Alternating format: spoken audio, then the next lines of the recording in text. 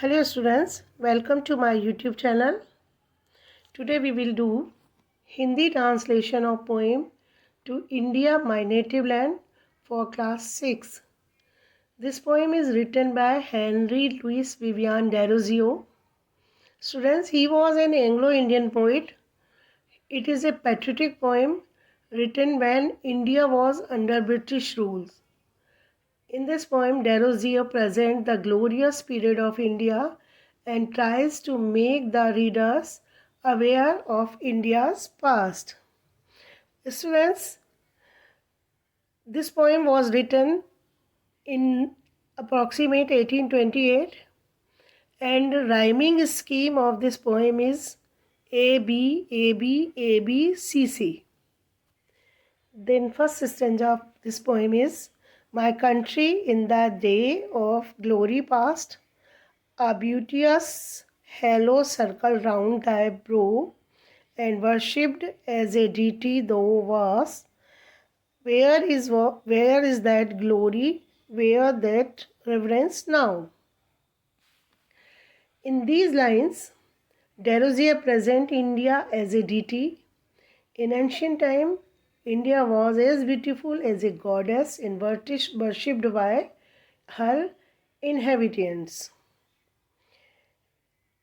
Students, oh my country, कवि कहते हैं मेरे देश.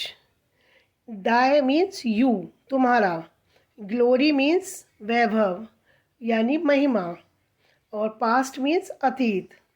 तो कवि कहते हैं मेरे देश, तो अतीत वैभव के दिन में सुंदर, ब्यूटिशियस मीन्स सुंदर, हेलो मीन्स आभा मंडल, सर्कल चारों ओर, एंड दाय मीन्स तुम्हारे. ब्रो वैसे बच्चों कहते हैं भौं को, लेकिन यहाँ पर मतलब है हेड से, सिर से. तो कवि कहते हैं मेरे देश अतीत वैभव के दिन में सुंदर आभा मंडल तुम्हारे माथे के चारों ओर से घेरे था, तथा तुम्हारी देवता के रूप में आराधना की जाती थी. वर्शिप्ड मीन्स पूजा, और डीटी मीन्स देवता, और वास्ट मीन्स वाज कहते हैं. वास मीन्स पुराने टाइम में वाज होता था, मीन्स वास का जो मतलब था वो वाज, अब जो हम वाज बोलते हैं था. तो कभी कहते हैं कि तुम्हारी देवता के रूप में आराधना की जाती थी.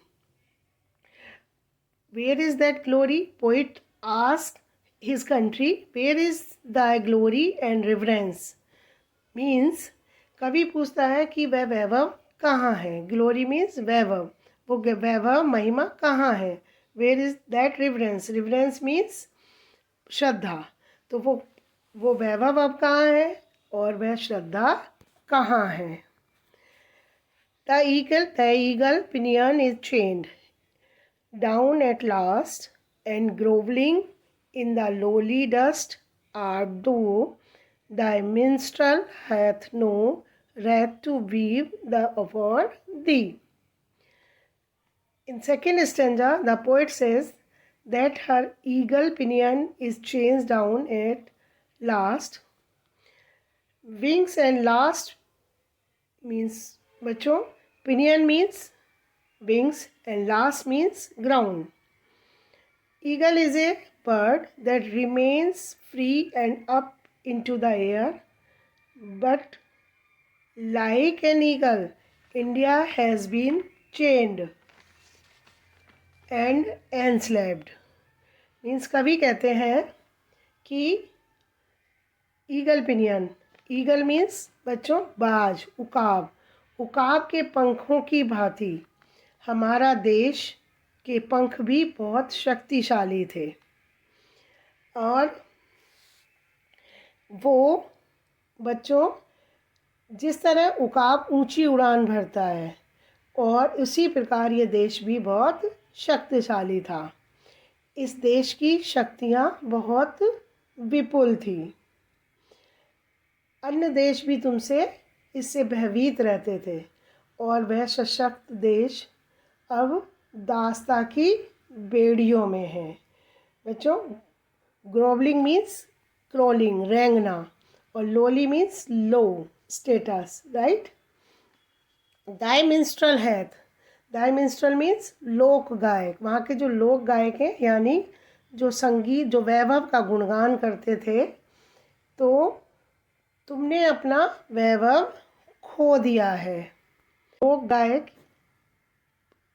अब तुम्हारी स्थिति में कोई माला चक्र नहीं बुनते हैं, अर्थात किसी मोहक काव्य की रचना नहीं कर रहे हैं।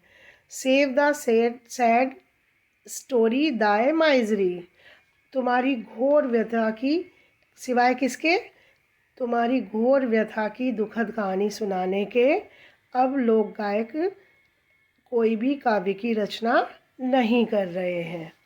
Well, next stanza is, well, let me dive into the depth of the time and bring from our ages and that have. Means, poet says that he wants to dive into the depth of the glory and wants to bring back and that respect and status which has been broken into few small fragments and cannot be seen by the human eye. Means कभी कहते हैं कि मुझे वक्त की गहराई में जाने दो और निकाल लाने दो उन बीते हुए युगों के उत्कृष्ट मलबों के टुकड़ों को। डेप्थ मीन्स गहराई, तो मुझे उन गहराई में जाने दो और मुझे उन उत्कृष्ट मलबों के टुकड़ों को लाने दो। जो पुराने एजेस युगों के जो टुकड़े हैं उनको लाने दो। फ्यू स्मॉल फ्रेगमेंट, ठीक है। रैक कहते हैं जो शिप वगैरह डूब जाते हैं उसका मलबा होता है, उनके टुकड़ों को लाने दो। Which human I may never be hold, जो इंसानी आँखों ने कभी भी पहले नहीं देखा हो, मुझे उस बीते हुए वक्त को वापस लाने दो। And let me guerdon of my labor be, my fallen country, one kind wish from thee. Last line में बच्चों poet says that he wants his country back as reward. Means कवि कहता है कि guerdon means इनाम, labor means मेहनत, मुझे मेरी मेहनत का इनाम मिलने दो, मेरे पराजित देश, एक दयालु शुभकामना मेरी तरफ से। बच्चों, thus the poem ends in hope for a better further of India. Hope you can understand the poem. All the best बच्चों, have a nice day. Students, there are new words and their meanings. Glory means splendor, भव्य, शालीन, महिमा, प्रसिद्धि, deity means god or goddess, devi or devta, reverence means respect, that is other, growling means crawling means रेंगना, has को बोलते हैं, misery sorrow, दुख, sublime noble, halo means circle of light, जो जिसको ताज भी बोलते हैं हम, यानी कोई भी जो हमारे सिर पे ताज सजाया जाता है उसको भी बोलते हैं। वाज को कहते हैं वाज और वर था। ईगल पिनियन, ईगल के पंख, ईगल्स फेदर। मिंस्ट्रल सिंगर और म्यूजिशियन, गायक। Wreath an arrangement of flower, यानी एक माला का अरेंजमेंट जो हम माला बुनते हैं। फ्रेगमेंट कहते हैं small piece. Behold means see, देखना, राइट। तो ये पोएम थी हेनरी लुइस डेरोजियो के द्वारा लिखी हुई। आपको समझ में आई होगी। बच्चों, like and subscribe my channel.